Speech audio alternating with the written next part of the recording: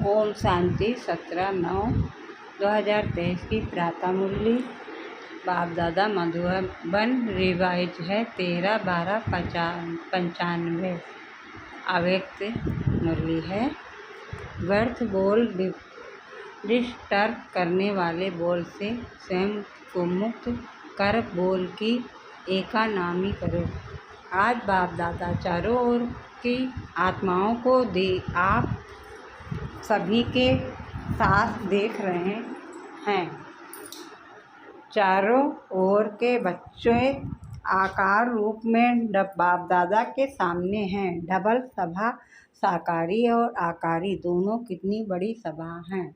बाप दादा दोनों सभा के बच्चों को देख हर्षित हो रहे हैं, क्योंकि बाप दादा हर बच्चे को विशेष दो रूपों से देख रहे हैं। हर एक बच्चा इस स्वसर्व आत्माओं के पूर्वज सारे वृक्ष का फाउंडेशन है, क्योंकि जड़ से सारा वृक्ष निकलता है। और दूसरे रूप में पूर्वज बड़े को भी कहते हैं। तो सृष्टि के आदि में आप आत्माओं का ही पार्ट है, इसलिए बड़े ते बड़े हो। इस कारण सर्व आत्माओं के पूर्वज हो। साथ साथ ऊंचे ते ऊंचे बाप की पहली रचना और आप ब्राह्मण आत्माएं हो। तो जैसे ऊंचे ते ऊंचा भगवान है, वैसे बड़े ते बड़े पूर्वज आप हो। तो इतने सारे पूर्वज बच्चों को देख बाप हर्षित होते हैं। आप भी हर्षित होते हो कि हम पूर्वज हैं। उसी निश्चय और नशे में रहते हो। तो बाप दादा आज पूर्व बच्चों की सभा देख रहे हैं। आप सभी जो भी बाप के बच्चे हो, माया से बचे हुए हो। बच्चे का अर्थ ही है बाप का बनना, अर्थात बच्चे बनना। तो माया से भी बचे हुए बाप के बच्चे बनते हैं। आप सभी माया से बचे हुए हो ना। कभी चक्कर में आ जाते हो, कहते हैं ना। ऐसा भी वायु होता है जो बहुत तरीके से निकलना होता ही है। तो कोई भी माया के पाइप्यूम में फंसने वाले तो नहीं हो। क्या कोई चक्कर है?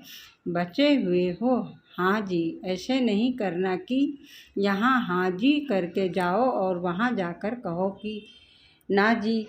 जब एक बार चक्कर से निकलने का रास्ता विधि आ गई तो फिर फंसने की तो बात ही नहीं है। माया जो भी अच्छी तरह से जान गए हो ना, कभी अनजान बन जाते हो, फिर कहते हो हैं हमको तो पता ही नहीं पड़ा कि माया है। क्योंकि जैसे आजकल का फैशन है, भिन्न भिन्न फेस बहुत पहन लेते हैं। अभी भी क्या बनेंगे, अभी भी क्या बनेंगे। तो माया के पास भी ये फंसने के फेस बहुत हैं। उसके पास अच्छा बड़ा दुकान है। जिस समय जो रूप धारण करना चाहें उस समय कर लेती है। और अगर जाने अनजाने फंस गए तो निकलने में बहुत टाइम लगता है। और व्यर्थ संगम का 1 सेकंड व्यर्थ जाना अर्थात 1 वर्ष गंवाना। सेकंड नहीं, अर्थात संगम युग कितना छोटा है। अभी तो डायमंड जुबली मना रहे हो और इस थोड़े समय से जिसमें जो बनना है वो जमा करना है, वो अभी बन सकते हैं। तो बाप दादा देख रहे थे कि बनने का समय कितना थोड़ा है और बनते हो सारा कल्प। तो कहाँ 5000 और कहाँ अभी 60 वर्ष। चलो आगे कितना भी समय होगा, लेकिन हजारों की गिनती में तो नहीं होगा ना।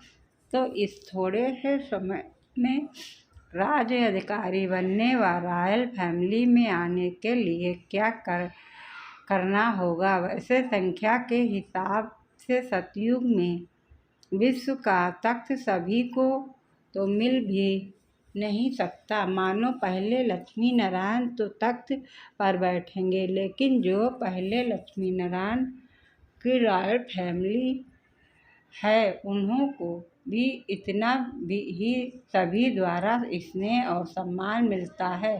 तो अगर पहली राजधानी के रॉयल फैमिली में भी आते हैं तो वह पहला नंबर है। चाहे बड़े तख्त पर नहीं बैठते, लेकिन प्रारंभ नंबर 1 के हिसाब से ही है। नहीं तो आज सभी लोगों को त्रेता तक भी तख्त थोड़े ही मिलेगा, लेकिन विश्व राज अधिकारी का लक्ष्य सभी का है ना कि वहाँ भी एक टेस्ट के राजा बन जाएंगे। तो पहले नंबर के रॉयल फैमिली में आना ये भी श्रेष्ठ पुरुषार्थ है। कोई को तख्त मिलता है और कोई किसको रॉयल फैमिली मिलती है, इसके भी वही रहस्य हैं जो सदा संगम पर बाप दादा के दिल तक नसीन स्वतः और सदा रहता है, कभी कभी नहीं, जो सदा आदि से अंत तक स्वप्न मात्र भी संकल्प मात्र भी पवित्रता के व्रत में सदा रहा है। स्वप्न तक भी अपवित्रता को टच नहीं किया है।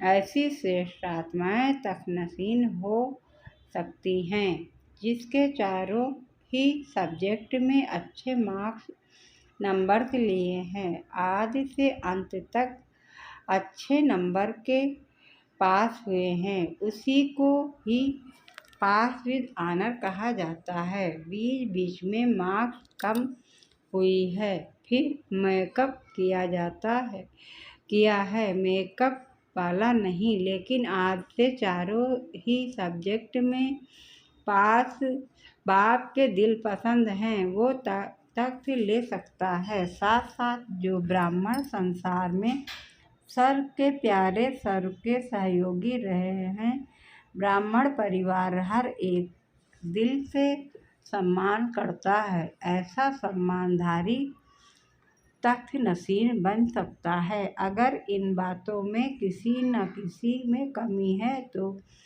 वो नंबरवार रॉयल फैमिली में आ सकता है, चाहे पहली में आवे, चाहे 8वीं में आए, चाहे त्रेता में आए। तो अगर तक नसीन बनना है तो इन सभी बातों को चेक करो। अगर सेवा में 100 मार्क्स जमा है और धारणा में 25%, तो क्या होगा, वो अधिकारी बनेगा। कई बच्चे और सब्जेक्ट में आगे चले जाते हैं, लेकिन प्रैक्टिकल धारणा में जैसा समय है वैसा अपने को मोल्ड करना, वो है रियल गोल्ड। कहाँ कहाँ माया बच्चों से भी होशियार हो जाती है, तो फट से समय प्रमाण स्वरूप धारण कर लेती है। और बच्चे क्या कहते हैं, बाप के पास तो सबकी बातें आती हैं, मानो एक रॉन्ग और दूसरा राइट है। ऐसे भी होता है कि दोनों तरफ की कोई न कोई कमी होती है, लेकिन मानो आप बिल्कुल ही अपने को राइट समझते हो और दूसरा बिल्कुल ही रॉन्ग है, तो आप राइट हो और वो रॉन्ग है। फिर भी जैसा समय वैसा वायुमंडल देखा जाता है, वैसे अपने को ही चाहे सामना पड़ता है, चाहे मिटाना पड़ता है, चाहे किनारा करना पड़ता है। लेकिन बच्चे क्या कहते हैं कि क्या हर बात में हर समय हमको ही मरना है क्या? मरने के लिए हम हैं और मौज मनाने के लिए ये हैं। सदा ही मरना है, ये मरना तो बहुत मुश्किल है। मरजीवा तो बन गए, वो तो सहज है। ब्रह्मा कुमारी बन गए, ये भी तो मरजीवा बने हैं ना। ये मरना तो बहुत सहज हो गया, मर गए, ब्रह्मा कुमारी बन गए। लेकिन ये बार बार का मरना ये बहुत मुश्किल है ना। छोटियाँ कहती हैं कि हमको ही ज़्यादा मरना पड़ता है और बड़े कहते हैं कि हमको ही ज़्यादा सुनना पड़ता है, तो आपको सहन करना पड़ता, उन्हों को सुनना पड़ता, तो मरना किसको है? कौन मरे?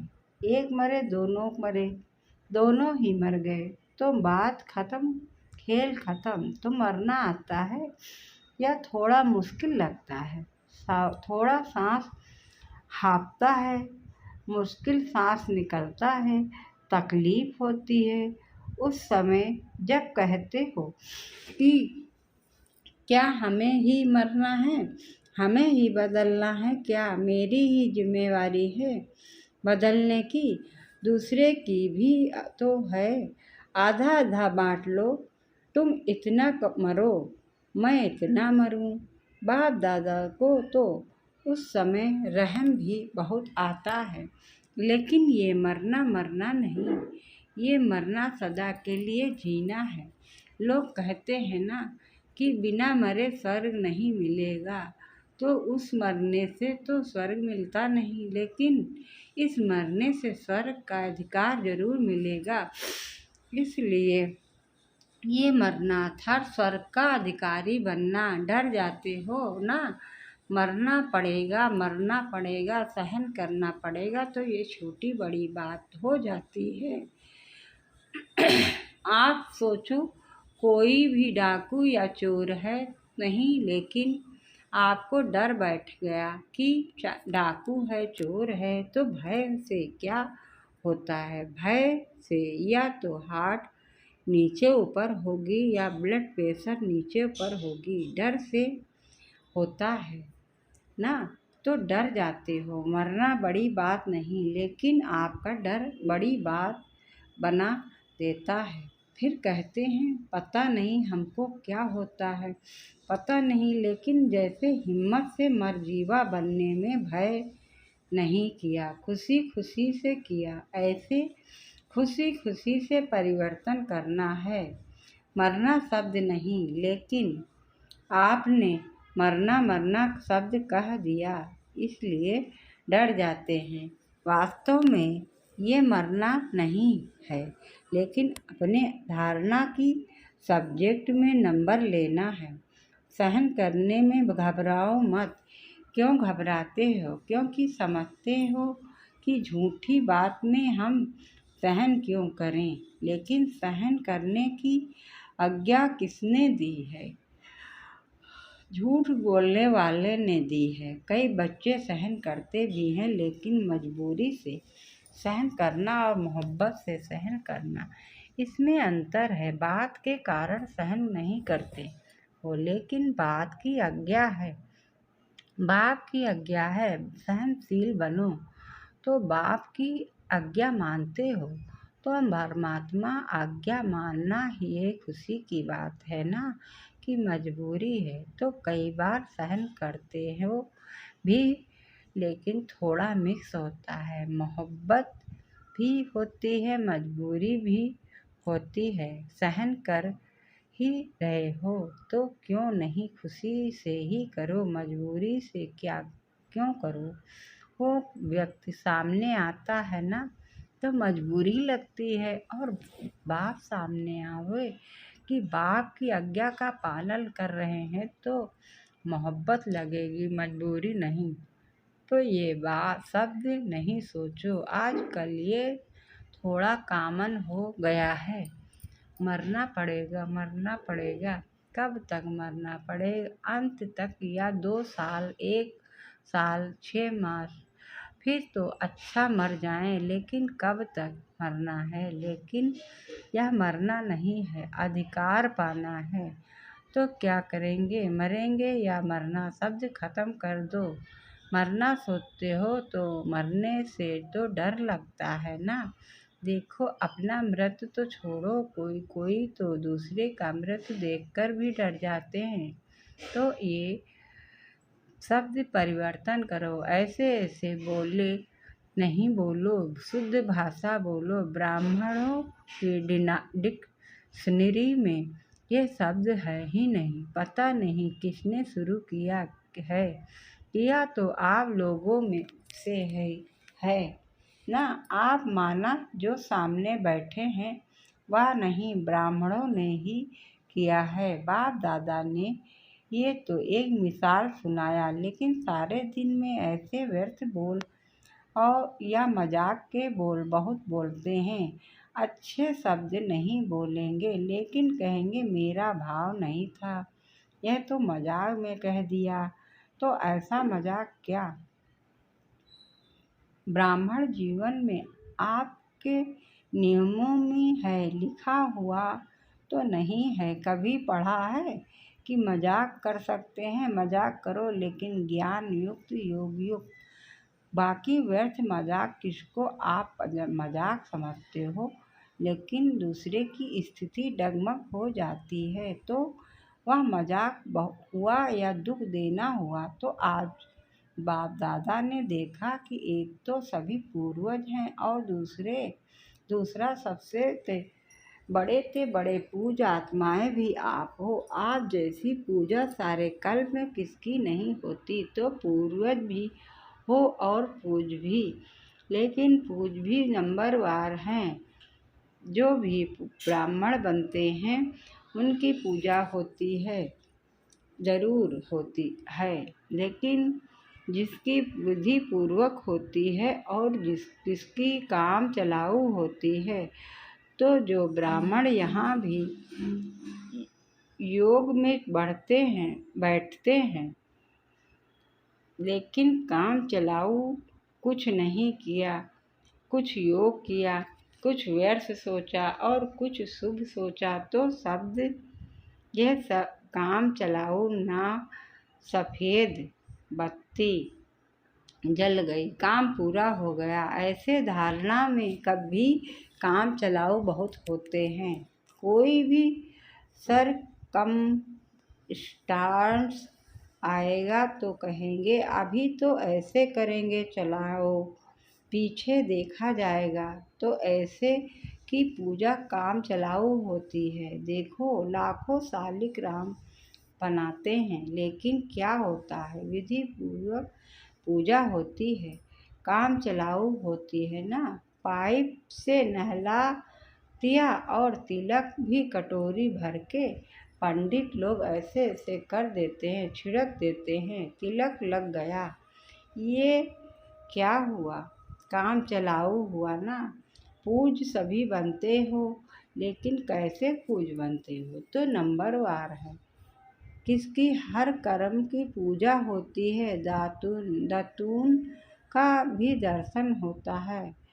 दातून हो रहा है, मथुरा में जाओ तो दातून का भी दर्शन कराते हैं। इस समय दातून का समय है, तो काम चलाऊ नहीं बनना, नहीं तो पूजा भी ऐसे होगी।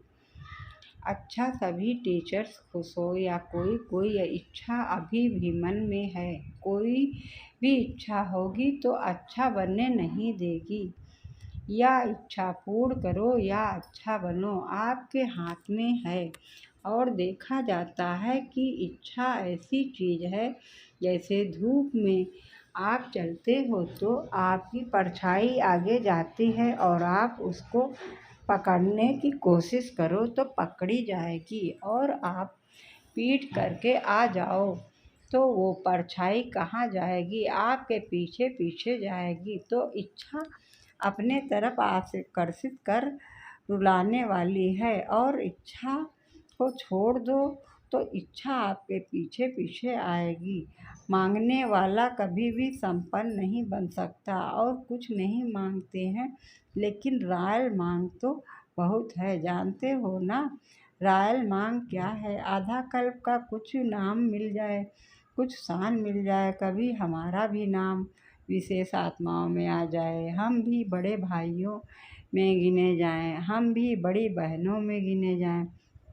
आखिर हम भी तो चांस मिलना चाहिए हमको।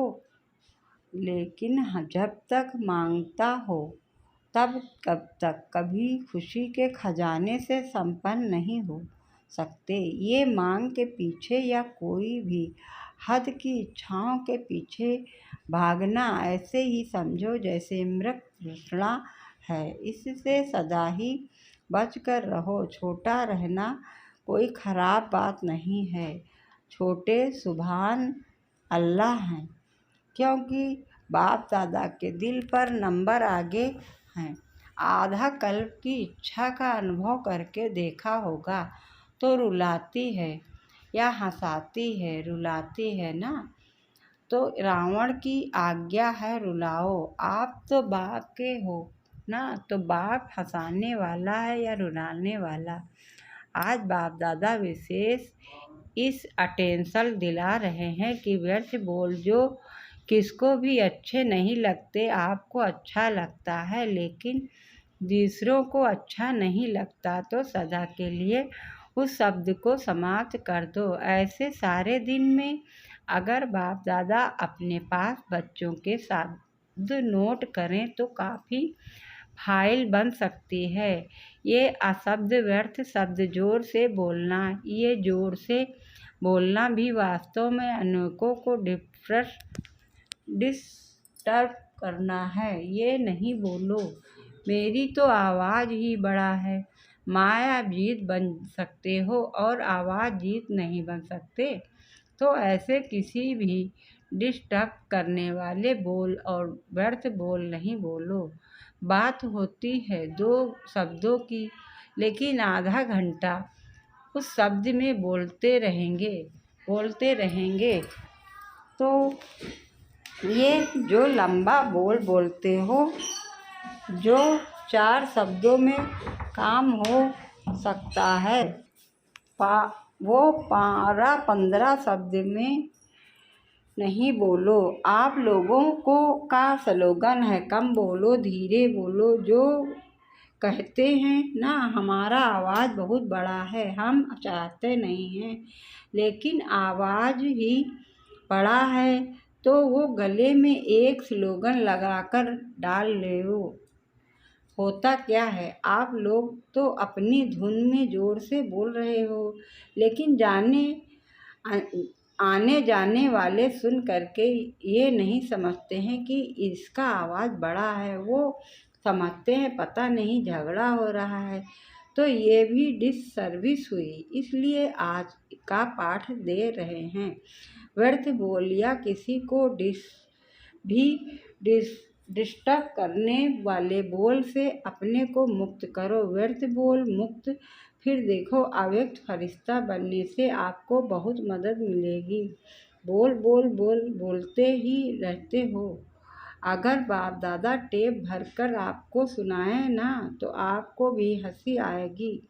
तो क्या पाठ पक्का किया? बोल का एका नामी करो। अपने बोल की वैल्यू रखो। जैसे महात्माओं को कहते हैं ना सत्य वचन महाराज, तो आपके बोल सदा सत्य वचन अर्थात कोई न कोई प्राप्ति करने वाले वचन हों। किसको चलते फिरते हंसी में कह देते हो ये तो पागल है, ये तो बेसमझ है।